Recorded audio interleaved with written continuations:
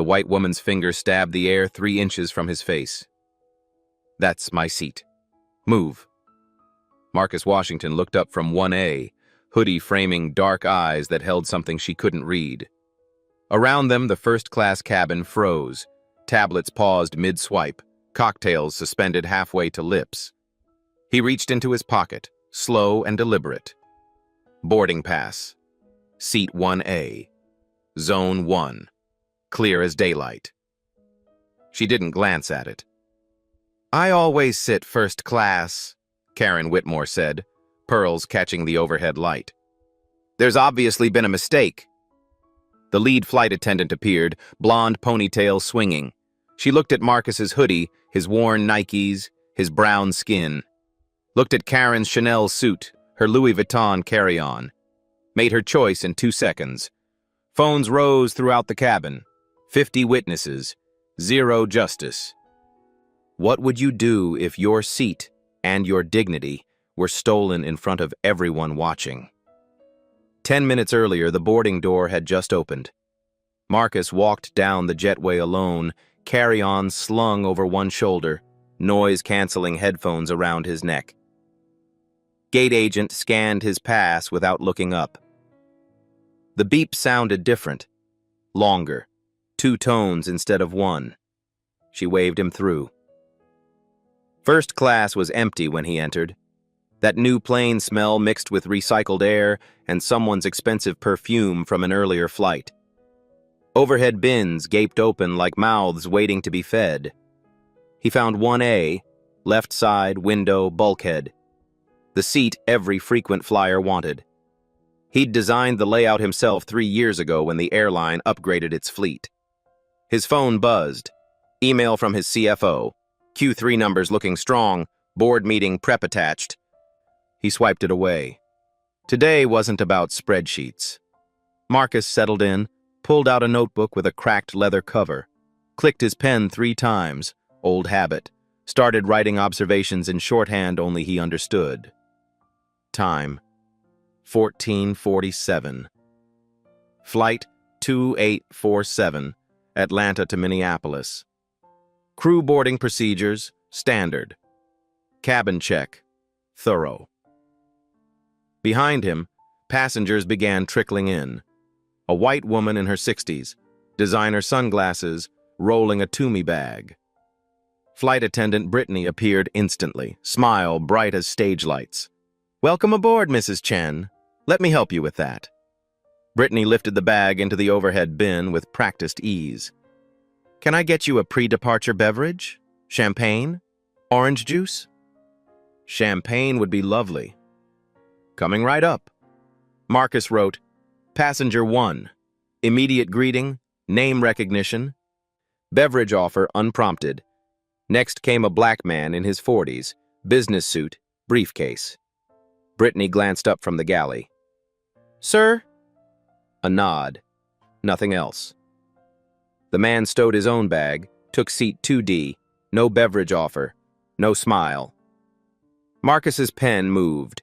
Passenger 2. Minimal greeting, no assistance offered, no beverage mention. 3 more passengers. White businessman, warm welcome, Indian woman in tech company hoodie, neutral acknowledgement. Latino teenager traveling alone.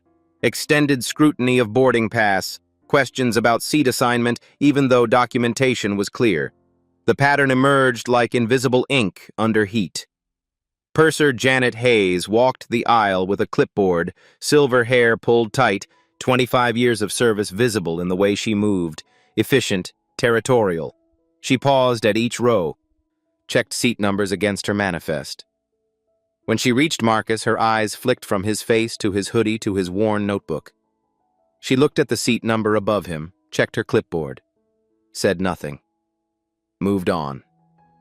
Marcus added to his notes. Purser, visual confirmation only. No verbal greeting. More passengers flooded in now. First class filled with the usual mix. Business travelers, vacation splurgers, upgrade winners. Economy passengers shuffled past toward the back, craning necks at the wider seats they'd never touch. Brittany delivered Mrs. Chen's champagne in a real glass. Asked the white businessman if he wanted his usual scotch. She remembered from last month. The Indian woman in 3A had to press the call button twice before getting water in a plastic cup. Marcus's phone buzzed again. Text from his VP of Operations. Mystery audit still on for today? He typed back, in progress. These unannounced assessments happened monthly. Marcus bought a ticket under his own name. No aliases, no corporate booking codes that might flag special treatment. Just his name in the system, same as any passenger. He'd sit in economy, premium economy, first class. Watch, listen, experience what his customers experienced. Most flights passed without incident. Crew followed protocols. Passengers got treated fairly or fairly enough. But every few months, something cracked open. A bias so casual it was invisible to those who practiced it. A pattern so normalized it had become procedure. That's what he hunted. Not the dramatic failures, but the quiet ones. The discrimination that happened in glances, in tone, in the 3 seconds it took to decide who deserved dignity. The cabin speaker crackled. "Ladies and gentlemen, this is your captain speaking. We're just about wrapped up here. Should have the door closed in about 5 minutes. Flight time to Minneapolis is 2 hours and 40 minutes. Weather looks good."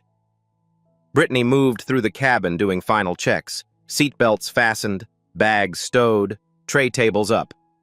She paused at Marcus's row. Her eyes went to his notebook. "Sir, that'll need to be put away for takeoff." "Of course." He closed it, slipped it into the seat pocket. She didn't smile. Didn't ask if he needed anything. Just moved on. He pulled out his phone, opened his boarding pass one more time, looked at it himself, confirming what he already knew. Washington, Marcus J.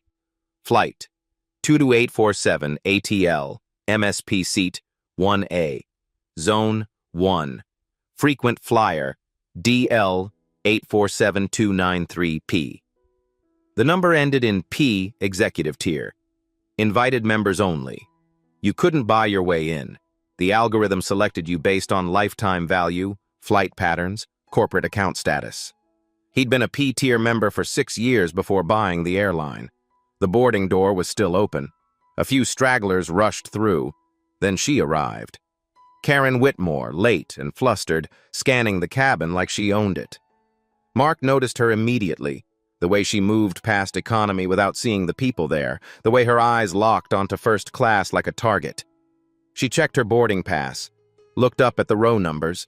Her face shifted, started walking forward with purpose.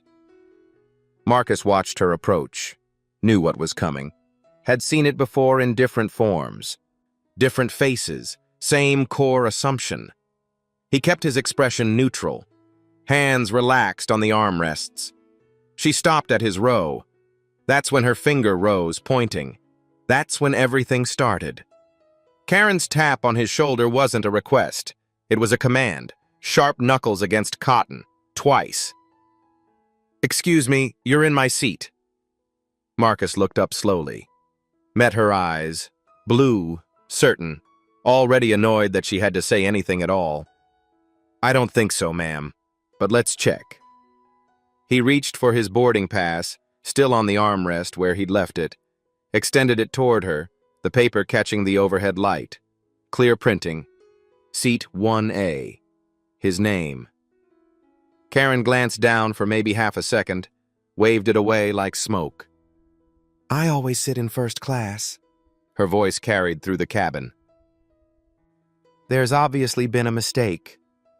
She pulled out her own boarding pass, held it at an angle Marcus couldn't see, looked at it, looked at him, looked at the seat number above his head. "This is 1A. That's what I booked." "Ma'am, my boarding pass clearly shows." "I don't care what it shows." She shifted her Louis Vuitton bag higher on her shoulder. "The system makes errors. I've been flying for 30 years. I know when something's wrong." Marcus kept his voice level. "Then let's verify with the crew." "Oh, I intend to." She turned, scanning for a flight attendant. found Brittany emerging from the galley with Mrs. Chen's champagne. "Excuse me, miss?" Karen's hand rose, fingers snapping twice. "We have a situation here." Passengers in nearby rows stopped their conversations. The businessman in 2C looked over his newspaper. The Indian woman in 3A paused mid-text. Marcus stayed seated. Didn't argue, didn't raise his voice, just watched Karen's face. The absolute certainty there, the offense that she had to explain herself, the assumption that whoever made the mistake, it wasn't her. She never looked at his boarding pass again, never asked his name. Just decided, in those first 3 seconds, exactly who belonged in seat 1A, and who didn't. Brittany arrived in seconds, blonde ponytail swinging, professional smile already dimming as she assessed the situation. "Is everything all right?" Karen spoke first. "This gentleman is in my seat. I need him moved immediately." "Of course, ma'am. Let me help sort this out." Brittany turned to Marcus. "Sir, may I see your boarding pass?" Marcus handed it over for the second time. Brittany glanced at it. Paper, ink, seat assignment right there in 12-point font. Her eyes moved from the pass to Marcus's face to his hoodie, back to Karen in her Chanel suit. "Ma'am, do you have your boarding pass as well?" Karen produced hers with a flourish. Brittany took it, held both passes together. 2 seconds of silence. "Sir, I'm showing some confusion here. Let me get my supervisor." She didn't say what the confusion was, didn't explain which pass showed what.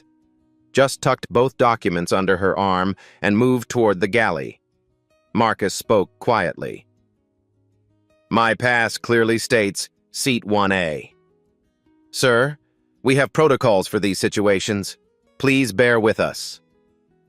Purser Janet Hayes appeared, clipboard in hand, reading glasses on a chain around her neck. Brittany whispered to her, handed over both boarding passes. Janet examined them, lips pressed thin. She looked at Marcus, looked at Karen, made a decision visible in her shoulders.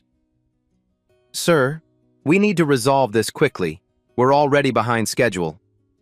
"I understand," Marcus said. "My boarding pass shows 1A. I'd like to see hers." "Ma'am?" Janet turned to Karen. Karen held up her pass, at an angle, briefly, then lowered it. "See? 1A.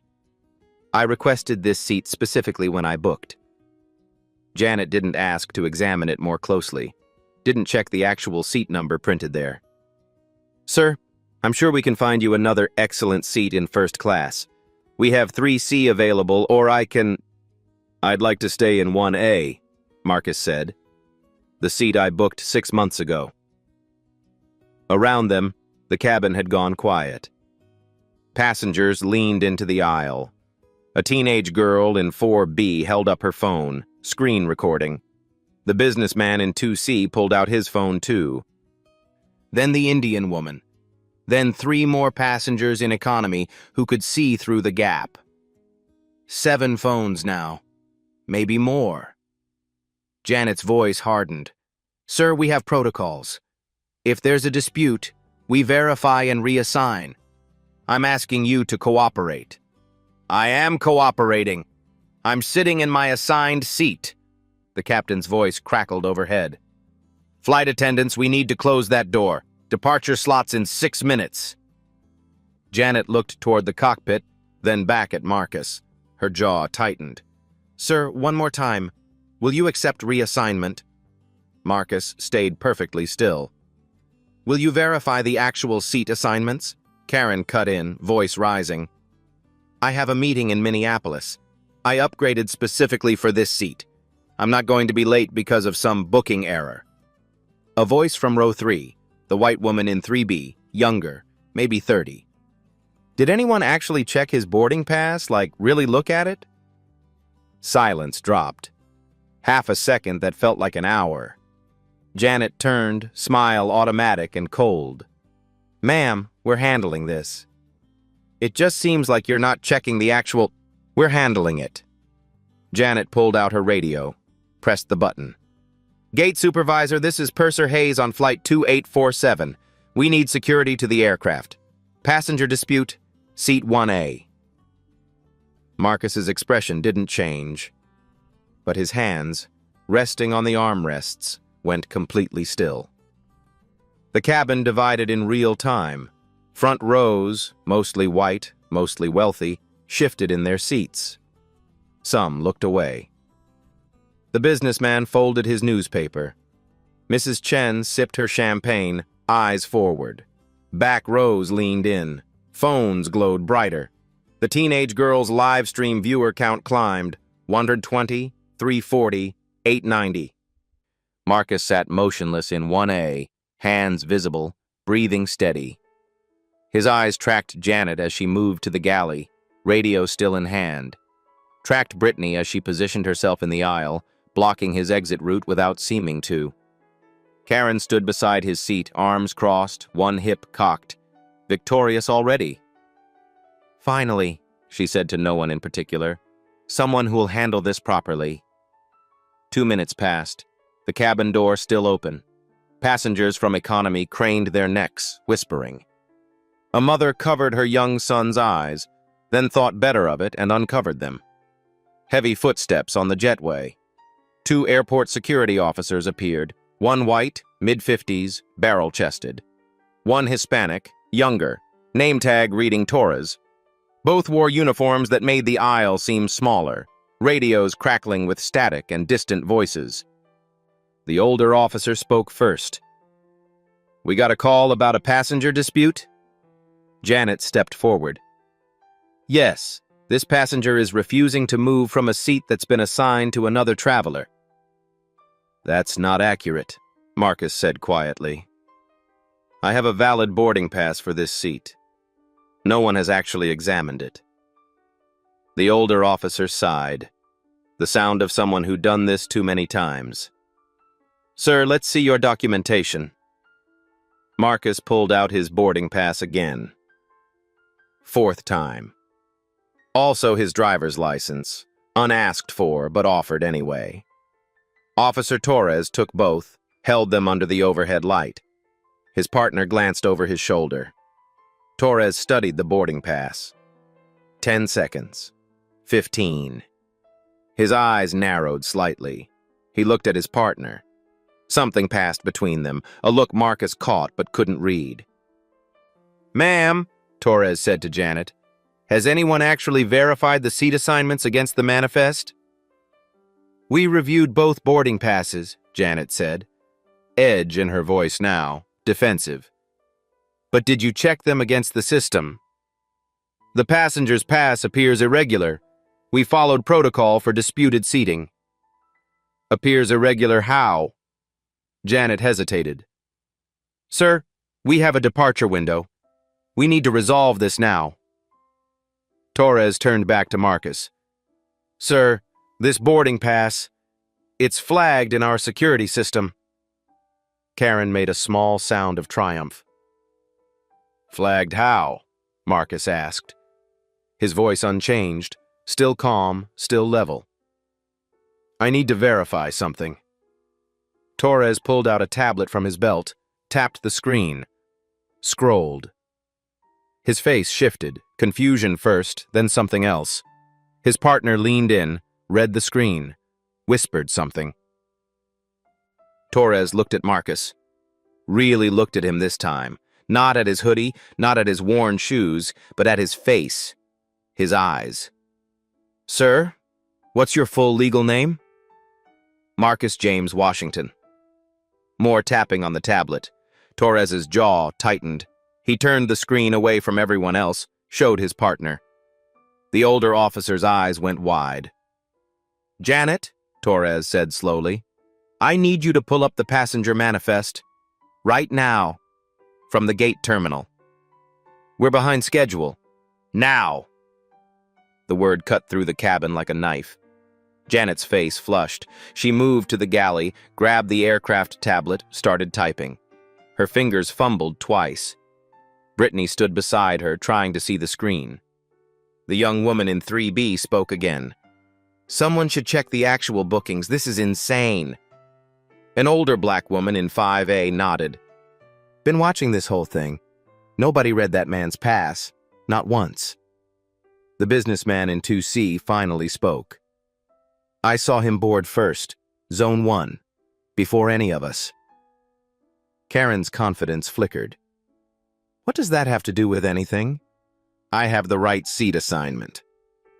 Ma'am, Torres said, may I see your boarding pass again? She handed it over, chin raised.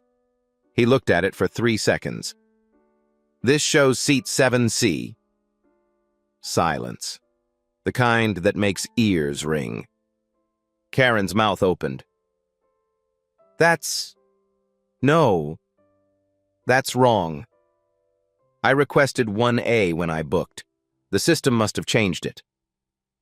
Torres checked his tablet. Your reservation shows you purchased economy, row 23, 6 weeks ago. You were upgraded to 7C 2 days ago. There's no record of any 1A request. The cabin felt vacuum-sealed. Janet stared at her screen, color draining from her face.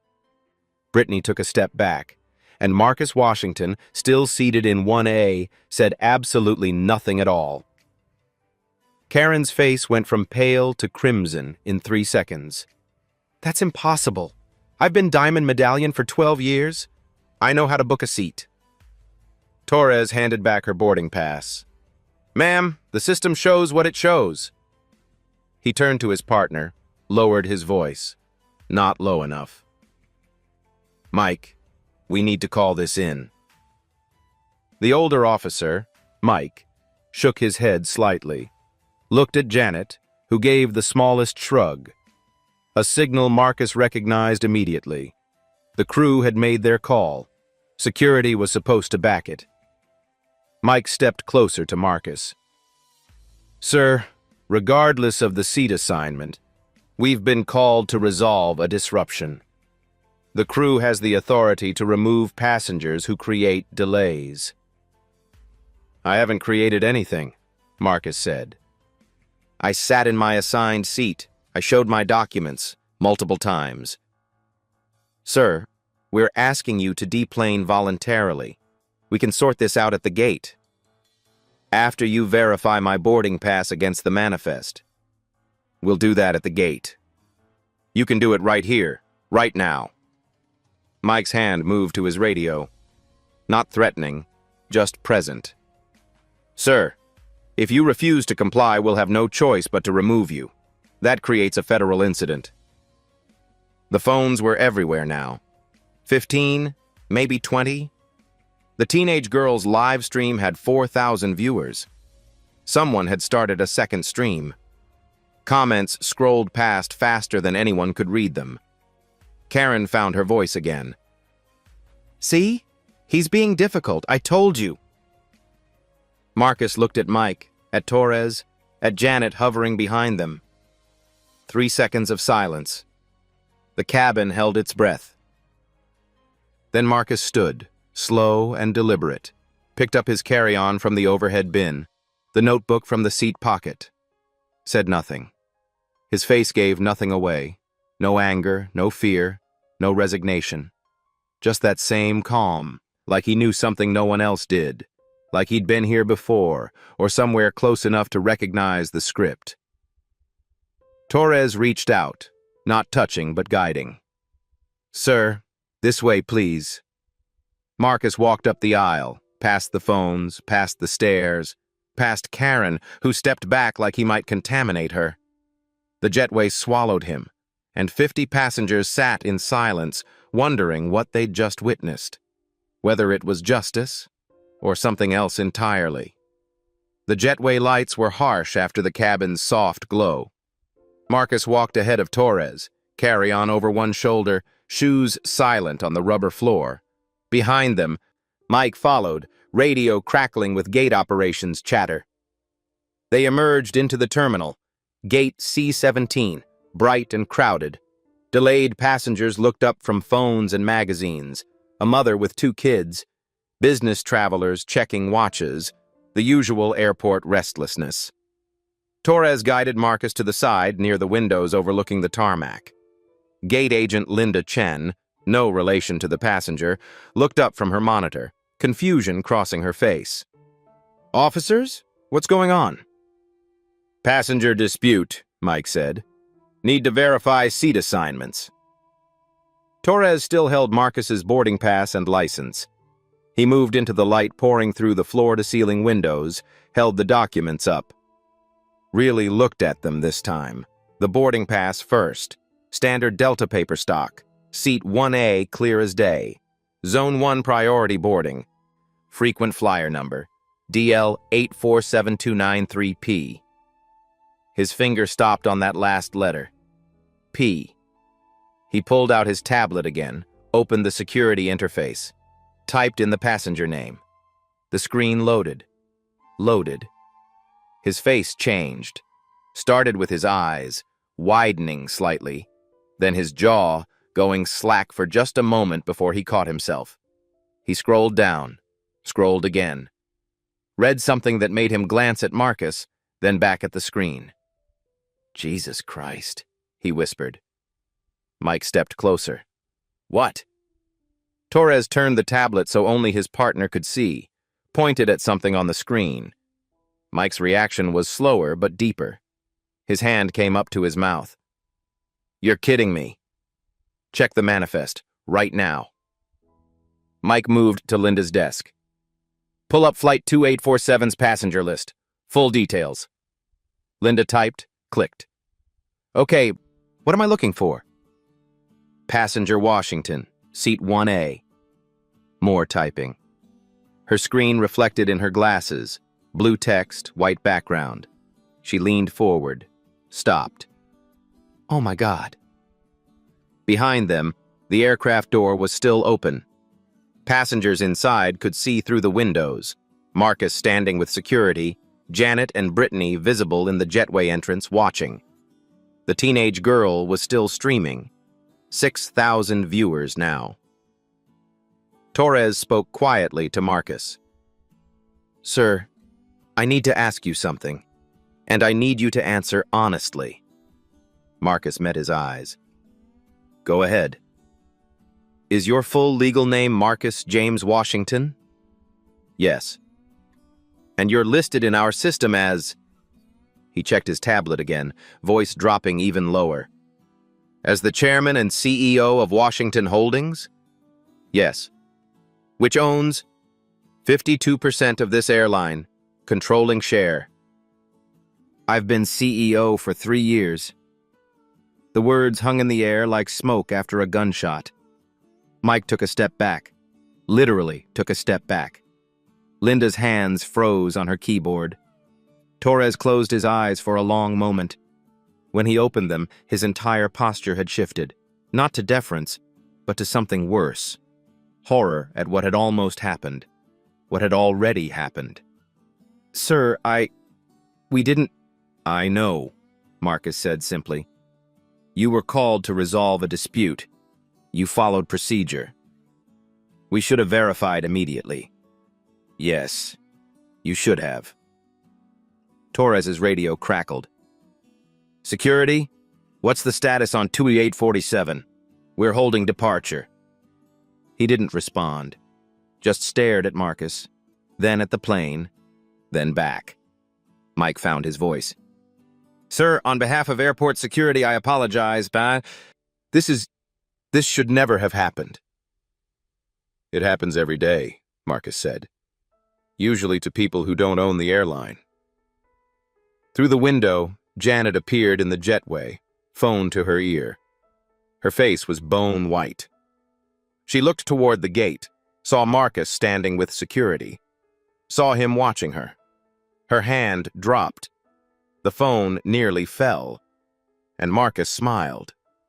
Not pleasant, not warm. The smile of someone who just won a game the other players didn't know they were playing. The gate area erupted in motion. Janet rushed down the jetway, Brittany close behind. Linda typed frantically on her terminal. Torres and Mike formed an unconscious barrier between Marcus and the chaos, like bodyguards realizing their mistake mid-shift. A woman in a navy pantsuit appeared from the terminal corridor, moving fast. Name badge, Carol Chen, gate supervisor. Tablet in hand, Bluetooth earpiece blinking. Someone want to tell me why flight 2847 is 20 minutes behind schedule? She saw Marcus, saw the security officers, saw Janet's face. Her stride faltered. Ms. Chen, Torres said carefully, we have a situation. I can see that. What kind of situation? The kind where we need corporate on the line. Now. Carol's eyes narrowed. She looked at Marcus, really looked, the way Torres had, the way people do when they're trying to reconcile what they see with what they know. Sir, I'm Carol Chen, Gate Operations Supervisor. Can you tell me what happened? Before Marcus could answer, Karen emerged from the jetway, Louis Vuitton bag swinging. She spotted Carol's badge, made a beeline. Finally, someone in charge. I need this resolved immediately. Carol held up one hand. Ma'am, I'll be with you in a moment. Sir? Back to Marcus. I boarded my assigned seat, Marcus said. Seat 1A. This passenger, he gestured to Karen, claimed it was hers. The crew called security without verifying the actual seat assignments. That's not... Janet started. Is it true? Carol asked her directly. Did you verify both boarding passes against the manifest? Silence. Janet, did you verify? The situation was escalating. We had to... Did you verify? No. Carol's jaw worked. She turned to Karen. Ma'am, may I see your boarding pass? Karen produced it with a flourish, confidence returning. You'll see I'm absolutely correct. I have been a Diamond Medallion member for 12 years. I know my rights. I requested seat 1A when I booked this flight weeks ago. Carol took the pass, examined it under the gate's harsh fluorescent light. This shows 7C. That's a system error. I specifically requested 1A. Carol opened her tablet, pulled up the reservation system, typed, scrolled, her lips pressed into a thin line. Ms. Whitmore, your original booking was economy class, row 23, seat B, purchased September 15th. You were upgraded to premium economy, seat 7C, on November 10th, 2 days ago. There is no record of any first-class booking or request. Karen's face flushed. That can't be right. Check again. I'm looking at the complete booking history. Every change, every note, every request. You never booked 1A. You never requested it. Then someone made a mistake in the system. I always sit first class on this route. Carol tapped her screen. Your flight history shows 17 trips on this route in the past 3 years. 14 were economy. 2 were premium economy. 1 was a complimentary first-class upgrade due to oversold economy. None were purchased first-class seats. The crowd around the gate had grown. Passengers from other flights, airport staff, everyone sensing something bigger than a simple dispute. The teenage girl's phone was right there, capturing everything. 8,000 viewers now. Karen's voice rose. I don't care what your screen says. I know what I booked. Ma'am, the system doesn't lie. It timestamps every action. Your original purchase, your payment, your upgrade acceptance, it's all here. Carol turned to Marcus. Sir, may I see your boarding pass? Marcus handed it over. 5th time. Carol examined it, looked at her tablet, compared. Her face went through the same transformation Torres's had. Confusion, realization, horror. She stepped away, pressed her earpiece. I need Regional Director Phillips, now. Tell him it's Code Silver. Code Silver. Passenger incident involving corporate leadership. Linda appeared at Carol's elbow, whispered urgently. Carol's eyes went wide. She turned back to Marcus. Sir, I've just been informed of your position. I am deeply, deeply sorry for... Marcus raised a hand. Let's handle this properly. In order. Of course. Whatever you need. I need the full crew roster for Flight 2847. I need security footage from the aircraft. I need passenger statements from anyone willing to provide them. And I need to know every step of your protocol when a passenger is removed. Carol nodded, typing notes. Absolutely. All of it. Janet made a small sound. Not quite a gasp, not quite a whimper. Torres checked his tablet again, showed Carol something. She read it. And what little color remained in her face vanished. Mr. Washington, she said quietly, it shows here that your boarding pass is coded for executive monitoring. That means this was an unannounced assessment, Marcus said. I fly incognito every month. Check customer service, crew compliance, protocol adherence. He paused. Today's assessment revealed more than I expected. Karen stared. You're testing us? I'm experiencing what my customers experience. The difference is I have the power to do something about it. Through the window, the plane sat waiting. 50 passengers still inside, phones recording, posting, sharing. The story was already viral, and the truth was just beginning. The terminal held its breath. Carol stepped away, phone pressed to her ear, voice urgent and low. Torres and Mike stood frozen, radios silent for the first time since arriving. Linda stared at her screen like it might offer an escape route. Janet's hands trembled. She clasped them together, knuckles white. Brittany had gone pale, eyes darting between Marcus and the jetway, calculating how bad this was, how bad it could get. Karen stood apart, confusion hardening into something uglier. This is absurd. I'm the victim here. I was simply trying to claim my seat. Your seat was 7C, Carol said, phone still at her ear. That's been established. Because of a system error. Marcus watched her, said nothing. Just watched. The crowd pressed closer. Business travelers, families, airport staff. A janitor stopped mid-mop. A Starbucks barista came out from behind the counter. Someone shouted from the back, "Check the airline website. Google his name."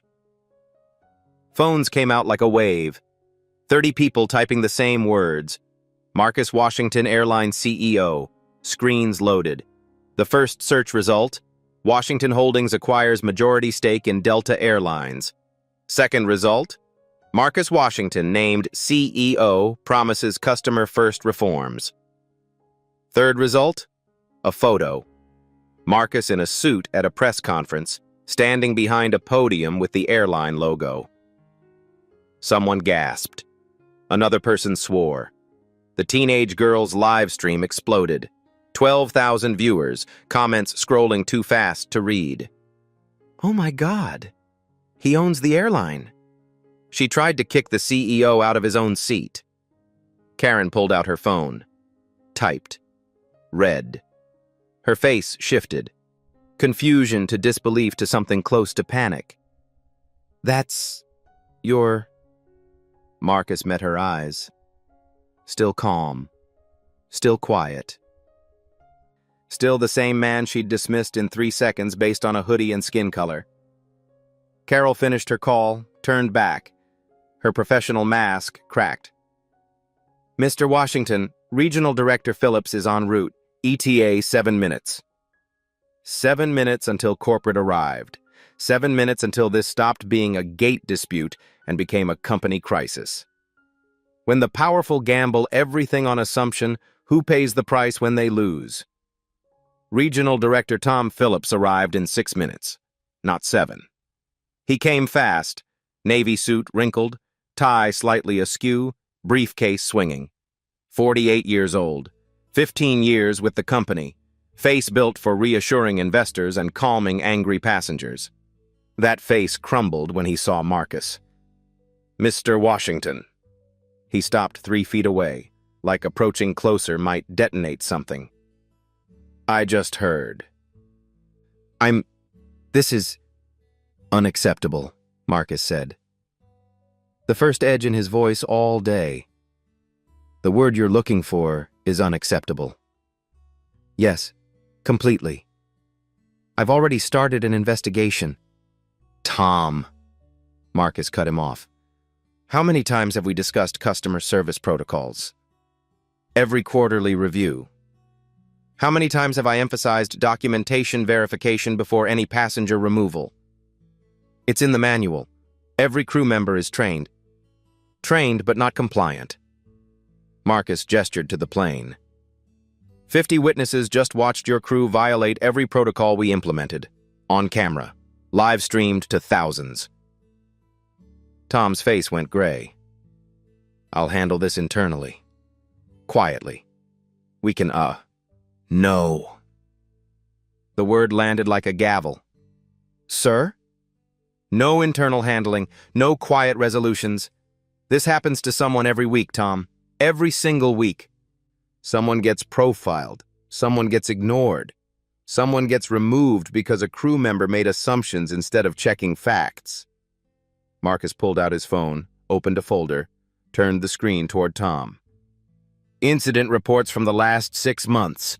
47 complaints of discriminatory treatment, passengers of color, passengers in casual clothing, passengers with accents, all of them dismissed or downplayed. How many made it to your desk? Tom stared at the screen. I don't recall seeing 3. 3 out of 47. Because middle management filters them out, labels them unsubstantiated, protects the crew, protects the stats, protects everyone except the passengers. Carol stood nearby, taking notes. Torres and Mike had stepped back, giving space but staying close. Janet and Brittany huddled together near the jetway.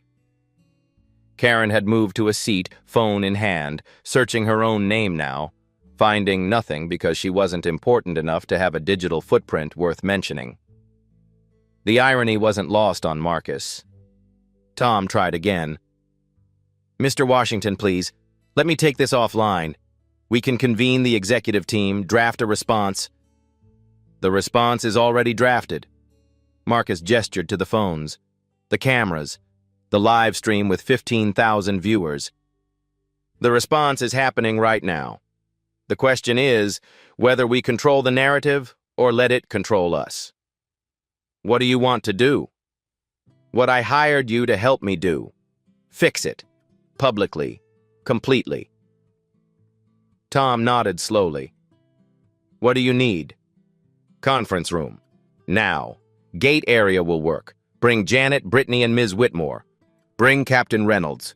He needs to answer why he authorized removal without verification. Bring your crisis team. And bring every piece of documentation from this flight.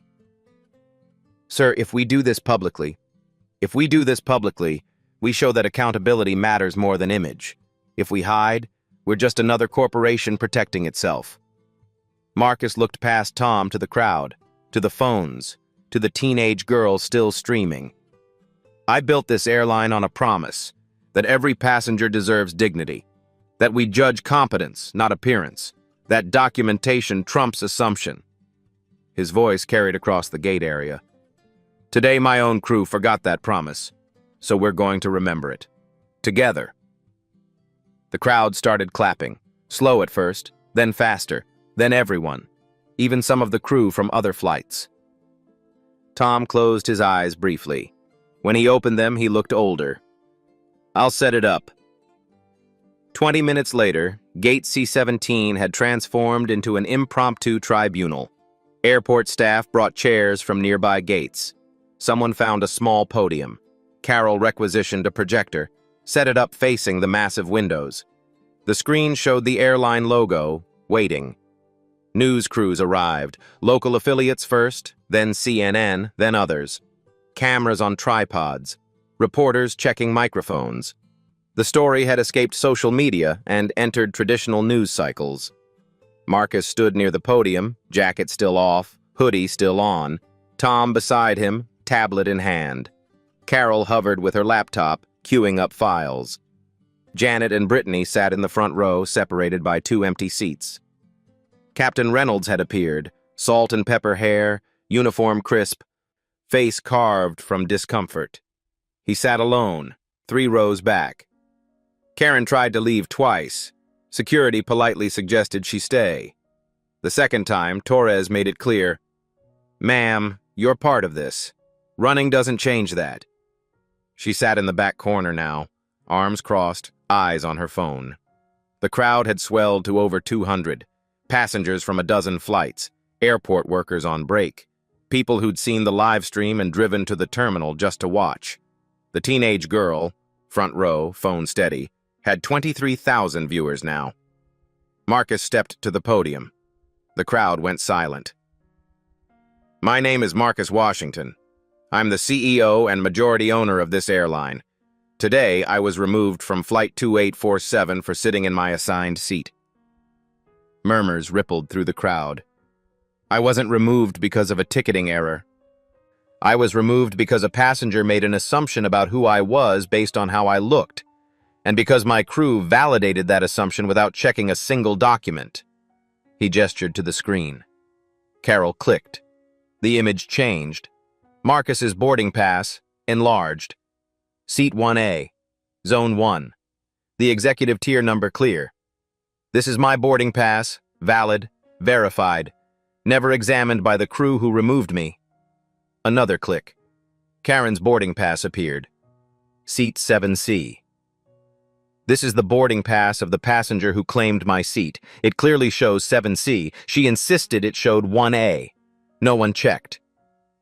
Karen's face flushed crimson. She stood. "This is slander. I'm calling my lawyer." "Please do," Marcus said calmly. "I have 17 cameras that recorded this incident, including yours." She froze. "You filmed me, remember? When you were certain you were right, when you were documenting what you thought was a homeless man stealing a first-class seat." He paused. "That footage is now evidence." Karen sat down hard. A reporter raised her hand. "Mr. Washington, will you press charges?" "I'm pressing for something more permanent than charges. I'm pressing for change." Another reporter. "Against the crew?" "Against the system that allowed this to happen, the culture that enabled it, the assumptions that powered it." Marcus looked at Janet, at Brittany, at Captain Reynolds. This wasn't a rogue incident. This was protocol failure at every level. And in the next 30 minutes, we're going to walk through exactly how it happened. He nodded to Carol. "Show them everything." The screen changed. Security footage, time-stamped, undeniable. And the real reckoning began. The first video played. Overhead camera from inside the aircraft. Wide angle. Marcus boarding, scanning his pass. The extended beep clearly audible. He walks to 1A, settles in. Timestamp, 1447. Karen appears. Timestamp, 15:02. 15 minutes later. Her finger pointing. Marcus offering his boarding pass. Her dismissive wave without looking. No audio, but body language screamed everything. Carol advanced the footage. Brittany's approach. The brief glance at Marcus's pass, 2 seconds, maybe 3. Her immediate turn to Karen, the deference in her posture.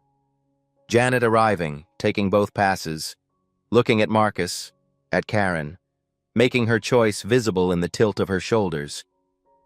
The screen split. 4 camera angles simultaneously. Angle 1, Marcus presenting documentation repeatedly. Angle 2, Janet never opening the boarding passes to compare details.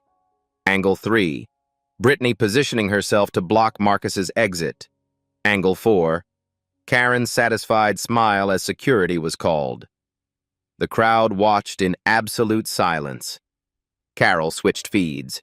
Passenger footage now. 7 different phones, time-synced, playing together. Different angles of the same moment. Marcus calm. Crew dismissive. The escalation happening in micro-expressions and refused eye contact. One video caught Janet's subtle headshake to Torres when he asked about verifying the manifest. A signal. Back us up, don't check. Another caught Karen saying to the passenger beside her, "People like that always try to scam upgrades." The words hung in the air like poison gas. Marcus spoke, voice cutting through the silence. This is what discrimination looks like in 2025. Not signs, not slurs, though we heard one of those too. Paperwork ignored, assumptions made, dignity deleted. The screen changed again. System logs, irrefutable data.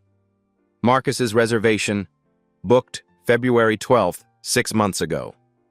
Seat 1A, selected automatically based on his executive status. Payment processed, confirmation sent. Karen's reservation, booked September 15th, 6 weeks ago. Economy seat 23B, upgraded to 7C on November 10th. A computer-generated courtesy upgrade due to oversold economy. No first-class request ever filed. Timeline stamps, payment records, email confirmations, upgrade notifications, every transaction documented, every lie exposed. Carol pulled up communication logs. Janet's radio call to security. Passenger refusing compliance, seat 1A. No mention of verifying documents. No mention of checking the manifest. Just passenger refusing compliance. The passenger who'd been sitting quietly in his assigned seat. Tom stood, face ashen. "Mr. Washington, on behalf of—" "Not yet." Marcus raised a hand. "One more thing." Carol clicked. A new image filled the screen. Marcus at a board meeting. Marcus signing acquisition papers. Marcus at a press conference announcing customer service reforms. All dated within the last 3 years. The final image. His executive bio from the company website. Photo in a suit. Title clear.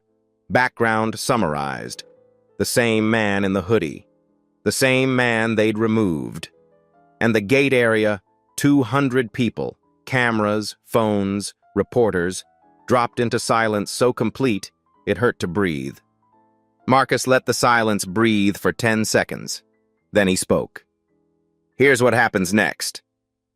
Tom opened a folder, pulled out papers. Official letterhead, pre-drafted. Marcus had written them on his phone during the wait.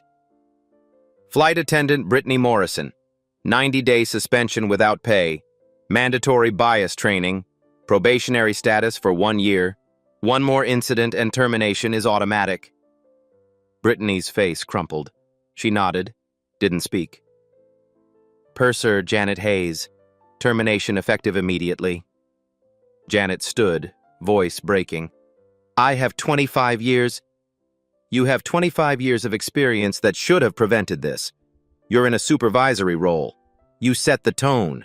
You signaled security to back you without verification. That's not a mistake, that's a choice. Mr. Washington, please. You're eligible for severance per your contract, but your certification is flagged. Any airline that hires you will see this incident in your record." Janet sat down hard, hands over her face. "Captain David Reynolds, formal reprimand, additional protocol training.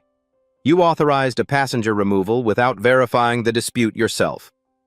The cockpit doesn't absolve you of responsibility for cabin decisions." Reynolds stood, shoulders straight. "I accept full responsibility, sir. It won't happen again." "It better not." Marcus turned to Tom. "You're responsible for systemic failures. 47 complaints filtered down to 3. That ends today. You have 60 days to implement new oversight protocols or submit your resignation." Tom's face hardened, then acceptance settled in. "Understood." "Carol Chen." Marcus looked at her. "You responded correctly once you had the facts. You're heading the new passenger advocacy office. Report directly to me. Budget and authority to override crew decisions when documentation supports the passenger." Carol blinked. "Sir, Thank you. Don't thank me. Earn it. Finally, Marcus turned to Karen. She shrank in her seat, phone clutched like a shield. Ms. Whitmore, you initiated this with a false claim and a racist assumption. Federal law allows me to pursue charges, making false statements to security, discrimination, interfering with flight operations. Her voice came out small. I didn't mean... You meant exactly what you said. People like me don't belong in first class. That's what you told the passenger next to you. The reporter's cameras pivoted to Karen. She tried to cover her face. I'm giving you a choice, Marcus continued. Option 1. I file federal charges. FAA gets involved. You're banned from this airline and likely others. Legal fees. Possible jail time. She looked up, eyes wide. Option 2. Accountability. Public apology video, distributed on your social media. 1 year of bias counseling, proof of completion required. 200 hours of community service at an immigrant support center. And you pay for anti-discrimination training at your workplace, assuming you're employed. That's humiliating. That's accountability. Choose. Karen looked around, at the cameras, at the crowd, at the phones still recording, at the hole she'd dug for herself with 3 seconds of assumption. Option 2, she whispered. Louder. Option 2. Marcus nodded. You have 72 hours to post the apology. Carol will monitor compliance. Miss any requirement and option 1 activates automatically. He turned back to the crowd, to the cameras. This airline failed today, but failure is only permanent if we ignore it. We're not ignoring it. We're fixing it. Publicly, completely. A reporter shouted, What about the other 47 complaints? Everyone gets reopened. Independent review. Passengers contacted. Refunds issued where appropriate. Staff retrained or replaced. Another reporter, When? Starting tomorrow. The crowd erupted. Questions, shouts, applause mixing together. And Marcus Washington stood at the podium, exhausted but steady. The easy part was over. The hard part, changing culture, was just beginning. 3 months later, the changes were visible everywhere.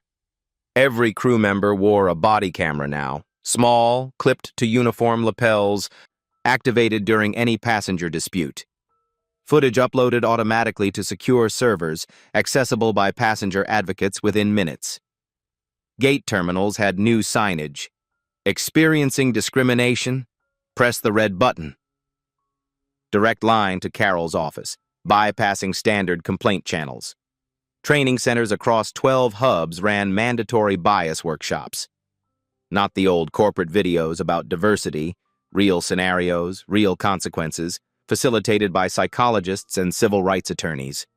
Crew members who failed the assessment twice got reassigned to ground roles or terminated. The Passenger Advocate Program launched with 17 people, former flight attendants, customer service veterans, 1 retired judge. Available 24/7. Authority to override crew decisions when documentation supported passengers. First quarter stats, 43 interventions, 31 in favor of passengers, 12 crew members suspended. Marcus created a public database, every discrimination complaint, every resolution, updated monthly. Names redacted but details preserved. January, 47 complaints. February, 31. March, 19. April, 12. The numbers dropped because the culture shifted. Karen Whitmore posted her apology video on day 2. Sitting in her living room, no makeup, voice shaking. 3 minutes of acknowledging her assumptions, her prejudice, her harm.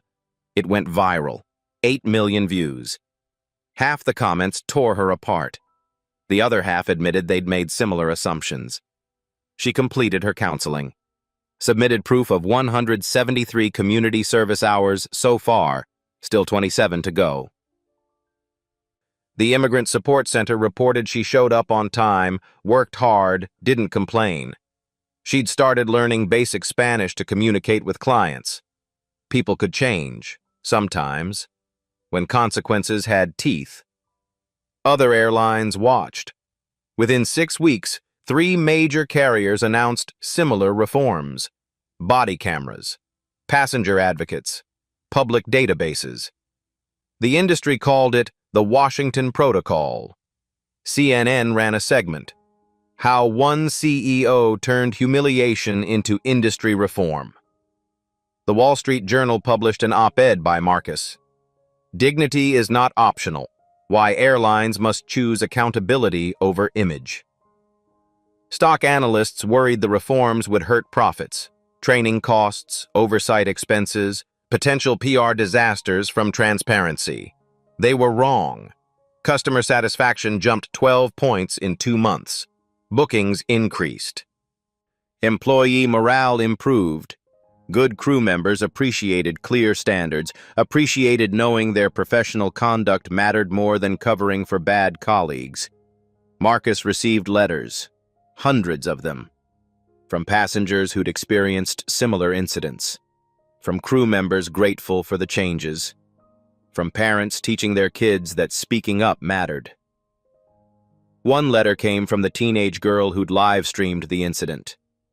Her name was Shanice. She wrote, "I almost deleted the video. My mom said I'd get in trouble, but then I thought, if nobody records it, how does anything change? Thank you for not making me regret pressing record." Marcus kept that letter in his desk drawer. Tom Phillips survived his 60-day deadline. He implemented the oversight protocols, reopened every complaint, fired 3 managers who'd been filtering incidents. He looked 10 years older but stood straighter now. Janet Hayes took a job at a regional airline, made it 4 months before a passenger complaint. Similar pattern, assumptions over documentation. Her flagged record surfaced. She was terminated again. Brittany Morrison completed her suspension, returned to work. She asked to be part of the training program, teaching new hires what not to do, using her own failure as the lesson. Marcus approved it.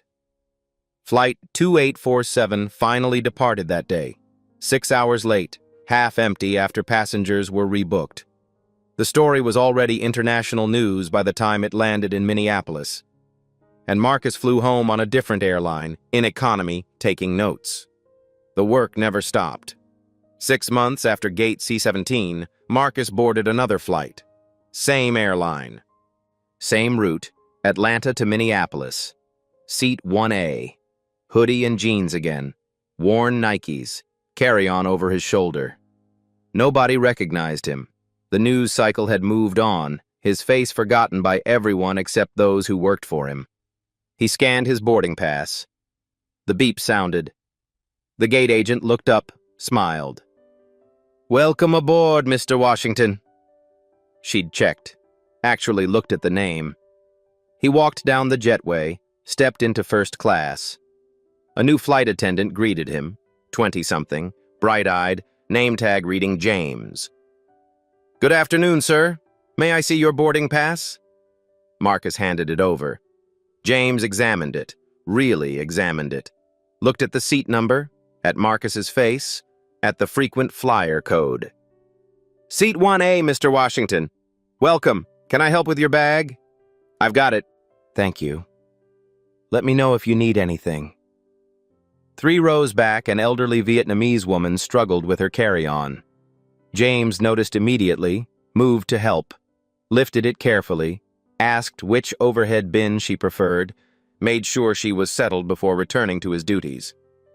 Marcus watched, made notes. A white businessman boarded, suit and Rolex. James greeted him politely, same tone, same warmth he'd given everyone else.